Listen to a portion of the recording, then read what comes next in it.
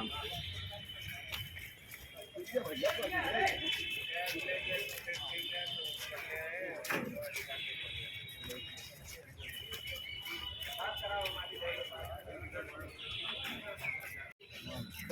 आ ही नहीं रहा। हम आपको दे रहे हैं। इंट्रोगेशन की जगह नहीं है, शांति से सामने देखिए सब लोग। अरे सर बात करिए।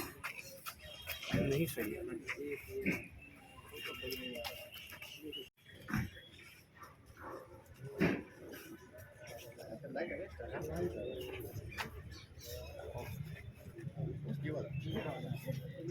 चलिए बैठाइए, इनको लेके जाइए मेडिकल करवाइए।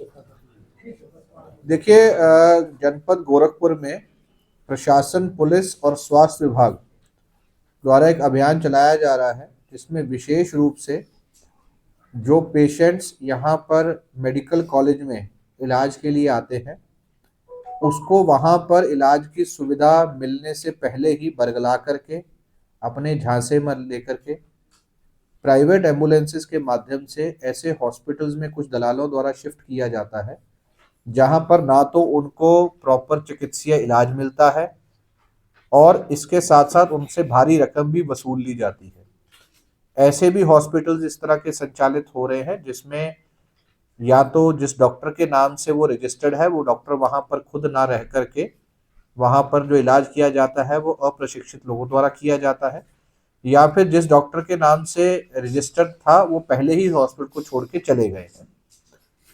ऐसे अभियान में पूर्व में भी एक मुकदमा थाना रामगढ़ ताल में लिखा गया था, जिसमें कई लोग जेल गए थे।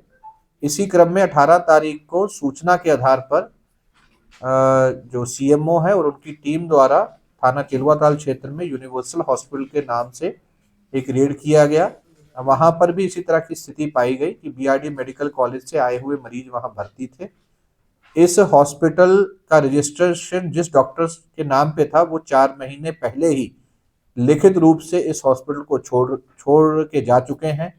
पुनः उसका रजिस्ट्रेशन ना तो रिन्यू हुआ है, ना ही वहां पर किसी डॉक्टर की नियुक्ति हुई है, जिससे ये क्लियर है कि वहां पर चिकित्सा सुविधा देने के लिए कोई भी डॉक्टर अधिकृत नहीं था और वहां पर किसी भी गुणवत्ता पूर्वक इलाज नहीं हो रहा था, जिससे कि पेशेंट्स की जो स्वास्थ्य है और उनकी जान है उनको बड़ा खतरा हो रहा था। इस हॉस्पिटल को सीएमओ साहब द्वारा सील किया गया था।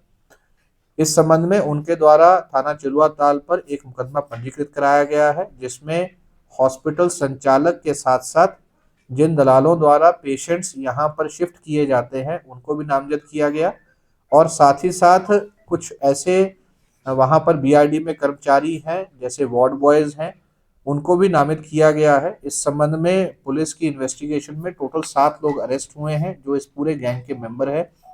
कुछ लोग इसमें अभी भी वांछित है, जिनके लिए लगातार दबिश दी जा रही है। जो अरेस्ट हुए हैं उसमें हॉस्पिटल के संचालक, इसके अतिरिक्त जिन दलालों द्वारा ये मरीजों को शिफ्ट किया गया, और इसके अतिरिक्त वहां पर जो वार्ड बॉय हैं जो कि दलालों के सहयोग में पेशेंट को वहां से बरगलाने और कहीं और भेजने के लिए अपना सहयोग देते हैं, उनकी भूमिका भी इसमें पाई गई थी। ये सभी लोग जो अरेस्ट हो रहे हैं इनको जेल भेजा जा रहा है। इनसे काफ़ी गहन पूछताछ हमारे अधिकारियों द्वारा की गई है, और भी लोग जो इस चीज़ में इन्वॉल्व हैं उनके भी नाम सामने आए हैं।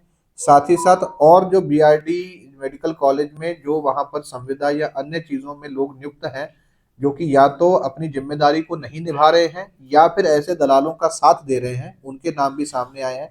और इस तरह के कितने गैंग्स चल रहे हैं, और जनपद में ऐसे कितने हॉस्पिटल हैं जो इसी पैटर्न पर काम कर रहे हैं, जिनके पास ना तो प्रशिक्षित स्टाफ है, ना डॉक्टर्स हैं, और जिनका रजिस्ट्रेशन भी प्रॉपर नहीं है। ये सारी जानकारी आई हैं।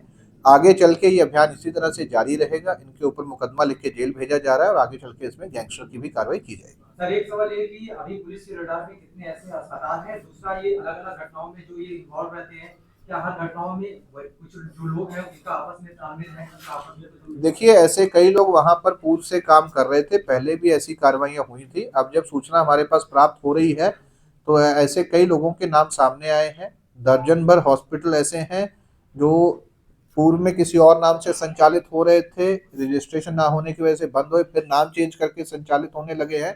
तो स्वास्थ्य विभाग, जिला प्रशासन और पुलिस प्रशासन द्वारा संयुक्त रूप से, और बीआरडी मेडिकल कॉलेज प्रशासन द्वारा संयुक्त रूप से ये अभियान चलाया जा रहा है, और हम आपको आश्वस्त करते हैं कि इस समस्या का समाधान जल्द ही कर दिया जाएगा और जो भी पेशेंट अपना इलाज इस उम्मीद के साथ आता है कि उसका अच्छा इलाज बीआरडी में हो, ये भी सुनिश्चित किया जाएगा, किसी की जान माल का नुकसान इसमें ना हो, इसको भी सुनिश्चित किया जाएगा। सर, तो इस गैंग में जो लोग, जिसे आप बता रहे हैं कि अलग-अलग घटनाओं में अलग-अलग लोग रहते हैं, तो क्या वो सब एक ही गैंग के हैं या फिर अलग-अलग? नहीं, वहां पर अलग अलग लोग गैंग के रूप में काम कर रहे थे। जैसे पिछले वाला जो घटनाक्रम रामगढ़ ताल में था, उसमें एक अलग गैंग काम कर रहा था, इस वाले में दूसरा कर रहा था। और भी अगर हमारे सामने बात आएगी तो उनके ऊपर भी कार्रवाई की जाएगी।